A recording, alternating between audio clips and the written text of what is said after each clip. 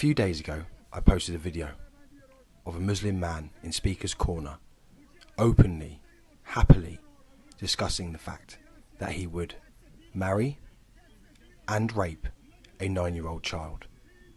In the video you're about to see, I interview the very man that took this video. We go into why we believe he happily, openly said these things, the people around him, and the wider problem that we face today. How you doing? Nice one, mate. Good to see you again. Good. Yeah, I'm good. So obviously, I wanted to come and speak to you today. Obviously, a couple of days ago, you sent me. Well, I've had the video for a little while now, but it was finding out the right time to put it up. It's quite a distressing video for anyone that's watched it. Just for anyone that hasn't watched it, it's a video regarding a gentleman that was a Muslim gentleman that's down at Speaker's Corner. He was obviously doing some preaching and then decided, had a conversation with one of the guys there, and it ended up talking about sleeping with a child or marrying a child. I think it started with talking about marrying with a child. It started with marrying with the child, and then when he asked would he sleep and marry this child and sleep with him, he admitted to that he would both marry and sleep with a 9-year-old girl.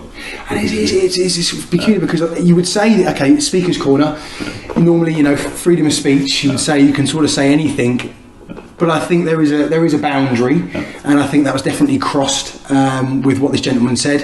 Have you seen him down there before? I've seen him before, but I never spoke to him. But I've seen him as part of the Dawah teams. There's 3 or 4 different Dawah teams who go there to preach. Just explain what a Dawah team is. What does a Dawah team do? Dawah is Islam's invitation to Islam. So the Dawah, under Islam, Dawah is the way you go out. Like a Christian missionary would go and invite people to Christ. As Christians, we like to invite people to Christ. And the Dawah teams go there preaching Islam and inviting people to Christ. Are they down there all the time, every Sunday? They're there every Sunday. There's some large Dawah teams, and they operate as they have lots of foreign funding. They have channels about 250,000 large, and lots of the money coming from the Middle East. Their sponsorship. So he was part of the Dawah team. Because I think I met you down. I think the first time we met was down at Speaker's Corner, and obviously, as people probably seen, I've been down there a few times doing some videos, especially when with the Martin Saunders speech with Tommy Robinson was down there. So I mean, going back to the video, I mean, this for me, I had to come and talk to you. Because for me, I've never openly seen, and I believe him. I believe what he's saying. I mean, there were a couple of comments saying, well, it seems like he's just taking the mick. I don't think he was taking the mick. And we find these days that there's a lot going on with paedophilia in our country. Let's start by saying, the largest amount is from white individuals, because we're in a white Christian country. So that would be expected. But we have a huge issue at the moment with grooming gangs. We also have a huge problem with the church in the UK as well, with priests and everything else. So for someone to stand openly like that and to say that, it would make me very worry about what else would they go and do if they had the opportunity to. It's a great question, because if you look at it, there's a couple of underpinning things. I believed he was genuine, so we probed him a few times before the video came on, and there was nothing about him that was satirical or tongue-in-cheek. He was very, the viewers can judge for themselves what they think of him by looking at him themselves. But if you look at it, for him, and this is part of Islam does teach you to be and follow the ways of the Prophet. So, the Prophet did, for example, do things that Muslims consider okay because it's in the way of the Prophet. For example, the beard and everything else. It's paying tribute to the Prophet. And because Muhammad did marry and consummate a marriage for 9-year-olds, that was the line of inquiry. Now, most of the Dawah team will actually use a lot of logic to get around. They'll say things like, times were different then, the ages were different, but when pressed, they will never necessarily say it's wrong. This person listened to this, and then he unashamedly, and it's up to people to judge themselves, unashamedly said, yes, I would do so. Not just marry her, but include sleeping with her. So the acceptance, the acceptance in his mind as to what he was saying was acceptable because potentially his beliefs with Islam tell him that it's not wrong. Exactly, and because the likeness of the Prophet says you should do as the Prophet did, for example, because Islam is very clear that the Prophet did this, you must do this, how you eat, how you go to the toilet. So they literally are following the Prophets. Unlike, we, or at least us Christians, we follow the ways of Christ, the fruits and spirits of Christ, kindness, humility, gentleness. In their case, he was an ardent supporter. So it's strange that he felt so comfortable to say what he said. I mean, do you think because of the people around him at Speaker's Corner, he felt secure to be able to say those things? It's funny you say that, because immediately there were other, let's say, more astute people for the Dawah team, perhaps more seasoned at the politics of Islam in the park, and they were quick to try to intervene, try to silence him, and you can't see this on camera, or try to discourage me from filming him. And this gentleman was obviously in his own zeal for his message, because he was looking me in the eye when he said, "No, I will." Yeah. And I'm a free speech absolutist, so I believe we should say what we want, and then we will be judged by what we say. Yeah. So I stand up and I stand for something, I expect to have the freedom to do so, and then to be scrutinised. So I'm glad we have free speech in England. I'm glad we had this gentleman. Do we anymore though? That's the question. We don't anymore. Yeah. They're trying to curtail it. But in this chance it did work out, because here we have a gentleman using free speech in England, in the home of free speech, telling us how he really thought. Yeah. So we should take him it's a scary on his own words. Yeah.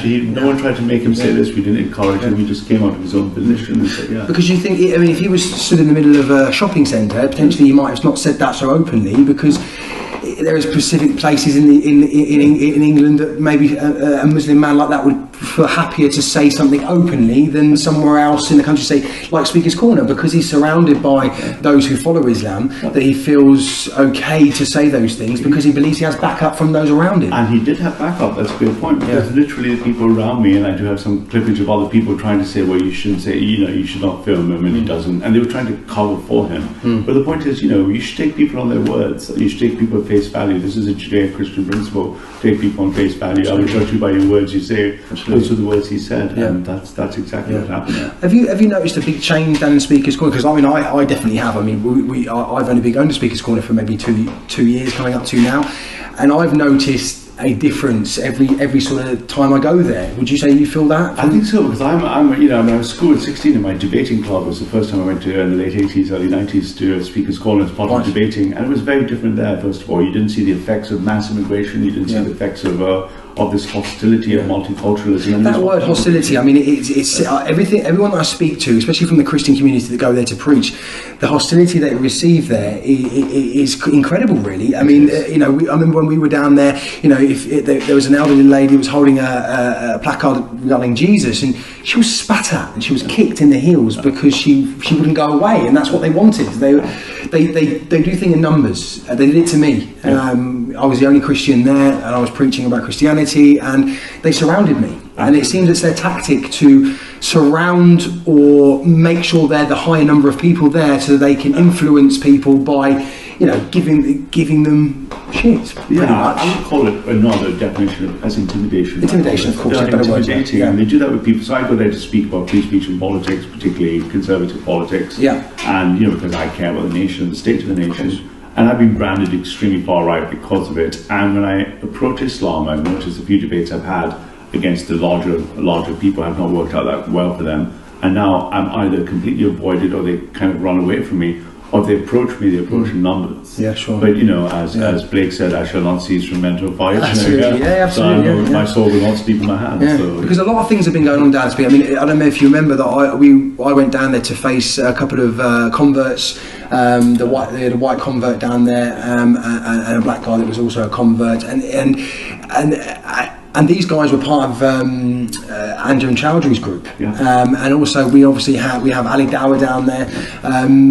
Do you find that there is more representation of Islam in the park than any other religion right now? I think there's more representation by numbers, so their voices, and I speak for my brother Bob and everyone else who are Christians in the park who hold the Christian faith up there. Yeah. There are more numbers, but a large amount of that, if you look at it, I'm a technologist, so I do a lot of drilling into numbers, and you can see a large amount of it is getting funded mainly from abroad. Okay. So you have lots of money coming from the Middle East, so Ali Dawah, SC Dawah channels are funded. You think they're specifically funded from abroad? They're funded abroad because you can see lots of their audience and their chats and their streams are not in the UK. Oh, okay. Because I've noticed Ali Dawah's stepped up, he's now got placards standing there, he's got a professional booth, he's got a professional camera team down there, and the first time I ever met him, he had a phone, so it's developed. So potentially someone from out of the UK have seen that and thought, well, let's give him some money, let's get him up there to preach. Absolutely. And you can see this also, if you look at Social Blade statistics, you can see the growth of the channels, and you can see the people in the comment section and where they're from,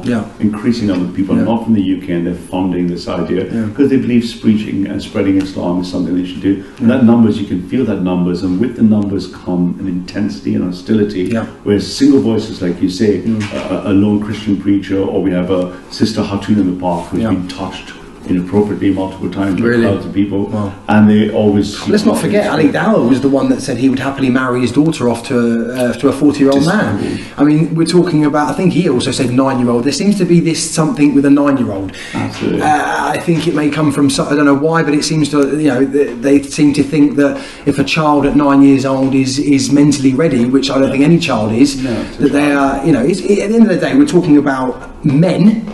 Grown men talking about child rape. We're talking about men that are openly discussing the fact that if they had the opportunity to, like they do in Pakistan, would be to marry and rape children. It's as simple as that. There's no other way of looking at this. In English law, it is paedophilia and rape. It is statutory rape to rape an 11-year-old. Statutory rape. Even if she gives her consent, it's still statutory rape in the law. These are children. They are children. And even if it was a young Pakistani girl, I would feel for her if she was 11 years old. She should not be sleeping with a 50-year-old. Do you think the connection between what we're talking about now, being in the park, we've got the grooming gangs that are targeting children, it seems like we have a huge problem in this country that we're not allowed to talk about. The media don't want us to talk about it, the establishment don't want to talk about it, and the left definitely don't want us to talk about it. And it seems like if this was any other part of any other community, say it was a bunch of Romanians or if it was a bunch of Italians, that this would be headline news and it'd be ousted out the way it really should be. But because it's from people from the Muslim faith,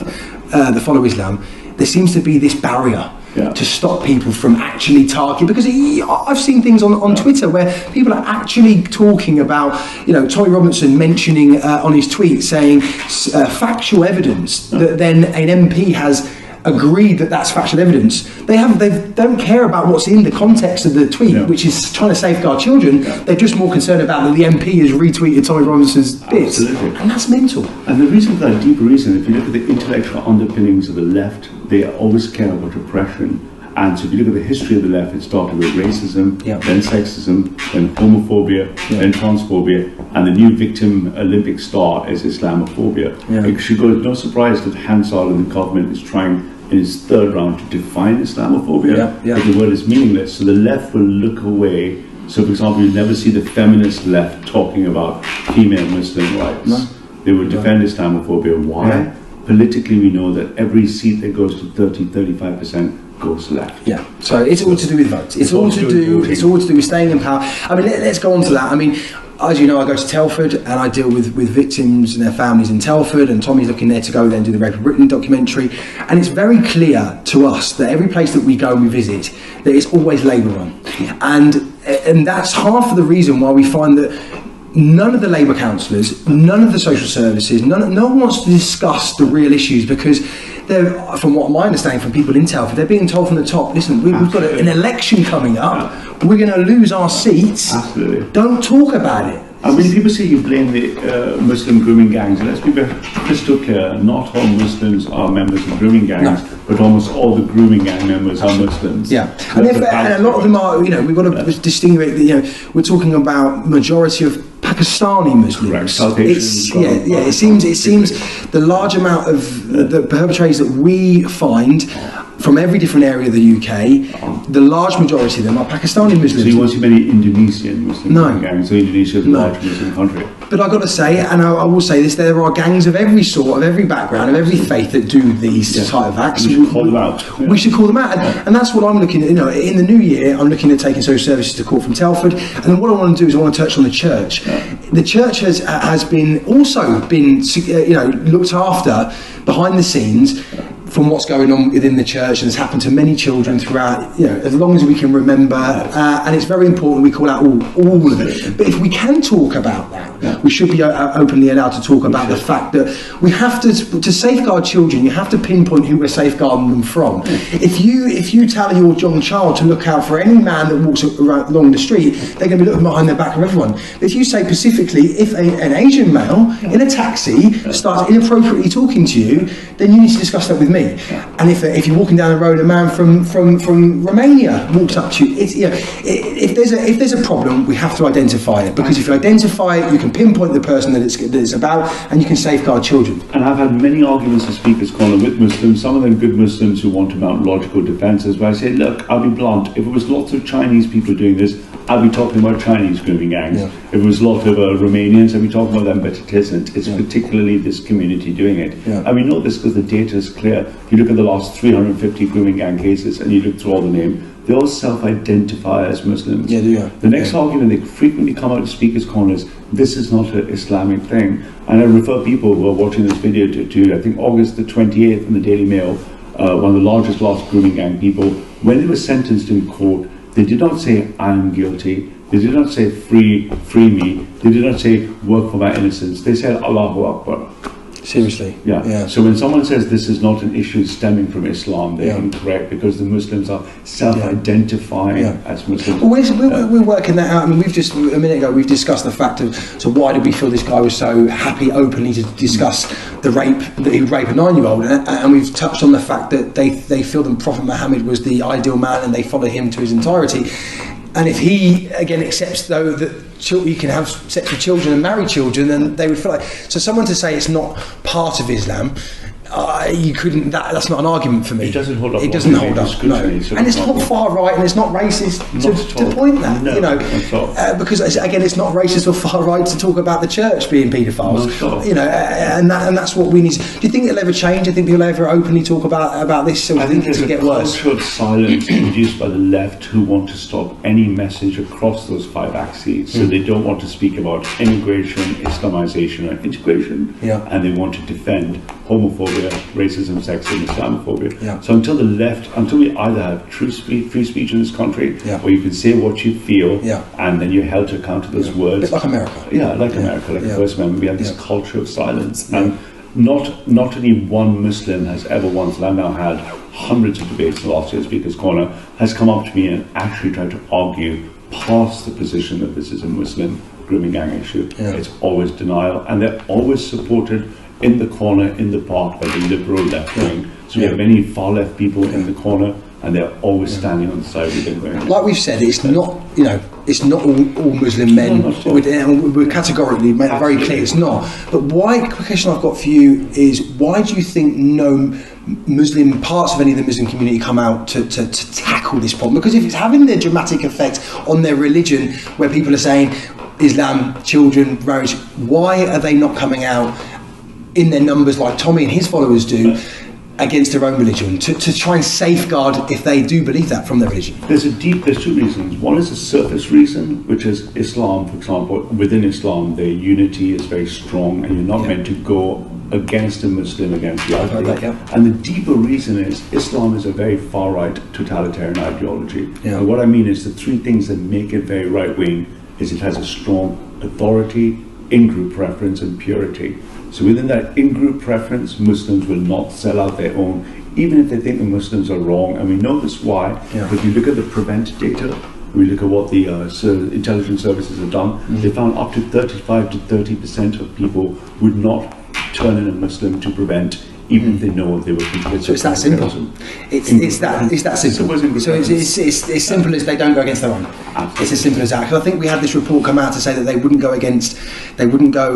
tell the police if they knew that they were going to be a terrorist attack by someone they knew. 30-35% and that's a huge number. That is a large number when you consider security services. Because right now, if you imagine the security services data, as a computer scientists have a lot of data, the security services are under a lot of pressure, and they have what is called a model of SOI, as subjects of interest. They only have enough capacity to monitor about 10 to 12,000 subjects of interest. They believe there are 80,000 SOIs. And just down the road, I live in East London, down the road, a person was just, so we look at the data after it comes out of court, he was just sent to, for a long time, because he was training young HO Muslims to become child suicide bombers in London. Wow. A mile away from her, a young woman had just almost successfully completed a plot to blow up the British Museum. Wow. So within Britain, we have not all Muslims, we have a distinct population who are consider Britain and British an other, and they're working against us. And it's up to the Muslim community to tell us who they are. They would receive a huge amount of respect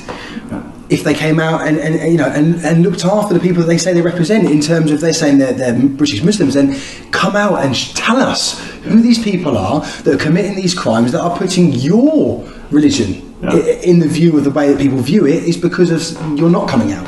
And it may be in time. Will it change? Do you think it will ever change? Well, that's a really good point, because I think you're tarnishing and painting the entire brush of Islam because of what you may call a few bad apples. Yeah. But how are we to know? And to use the example I give oftenly, when the war in Iraq and Syria had, not only did jihadis go to fight against us, good Muslim British boys went there illegally to fight beside our troops. Against ISIS. Against ISIS, against people of their own faith, because they believed in Britain. So it just shows that there's, Muslims, you know, what we would say is, to get somewhere with this, we need the Muslim community to oust these individuals. Absolutely. And they would receive such a huge amount of respect from us, and even potentially our vision, the way that we feel about certain aspects of Islam would potentially change. But, you know, that's for what we're going to do now. Is I'm going to make sure that we look into this guy. It's a disturbing situation when we've got a guy that will openly admit to raping a children in an iconic place in London. And I just want to thank you for today. And also, obviously, you've got a YouTube channel. I do. It's called Right Reaction, where the patriots of Speaker Scotland stand there, standing for the rights of Britain. Anyone who's patriotic of all colours and all sizes and shapes are welcome to Right Reaction. As long as you make sure you subscribe. Right Reactions. And as I said, we're going to look into this guy. We'll find out, who his team are, who's around him, and find out if those Muslims that do stand next to him condemn the things that he's saying. So more to come on this. Thanks very much for your time.